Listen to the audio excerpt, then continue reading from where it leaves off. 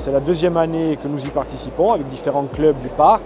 Et cette année, la nouveauté, c'est que nous sommes intégrés au stand de Corsica avec des clubs qui viennent de toute la Corse. Mais notre stratégie, nous, est bien particulière puisque c'est dans le cadre d'une aire marine protégée, d'un parc marin, où il y a une gouvernance partagée au niveau de ces sites remarquables.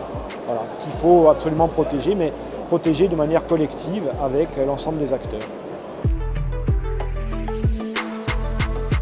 Ce stand a pour but en fait de montrer les herbiers de Posidonie au sein des eaux du parc pour sensibiliser à la fragilité de ces écosystèmes qui sont très importants en Méditerranée, endémiques.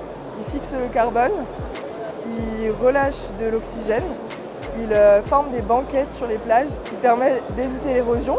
Le retour que j'ai sur cette animation, les gens sont très satisfaits parce que c'est une manière en fait, de sensibiliser de manière ludique et de voir en fait, la beauté, la fragilité de ces écosystèmes.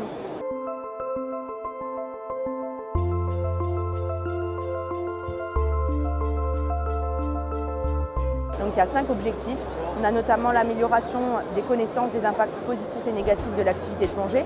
Donc concrètement sur le territoire, on va mettre en place des études, fréquentation, pour mieux connaître l'activité de plongée et de connaissance des impacts potentiels liés à la plongée sur des dégradations notamment visuelles, pour voir s'il peut être opportun ou non de mettre en place des mouillages écologiques sur des sites de plongée.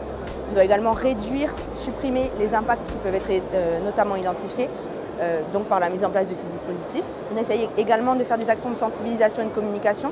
Il y a tout un tas de supports de communication qui sont mis en place à l'échelle de la Méditerranée pour adopter les bons gestes dans les structures de plongée et également sous l'eau. Donc nous, on les réédite. On essaye également de renforcer la gouvernance avec l'ensemble des acteurs de la plongée en réalisant par exemple des réunions 2 fois par an avec les clubs de plongée. Et on va discuter des différentes problématiques liées à l'activité, des actualités sur notre territoire et des actions concrètes qu'on peut mettre en place. Donc on va faire du suivi de sciences participatives par exemple, sur des espèces en particulier. On va également nous faire remonter des données sur les engins de pêche fantômes perdus en mer, de façon à ce que les agents de terrain de notre parc puissent intervenir, récupérer l'ensemble de ces macro-déchets. Et on va avoir également, on essaie d'encourager l'innovation. Donc ça peut être la mise en place de bouées connectées, ce qui n'est pas encore fait sur notre territoire, mais on essaie de discuter avec les acteurs en ce sens.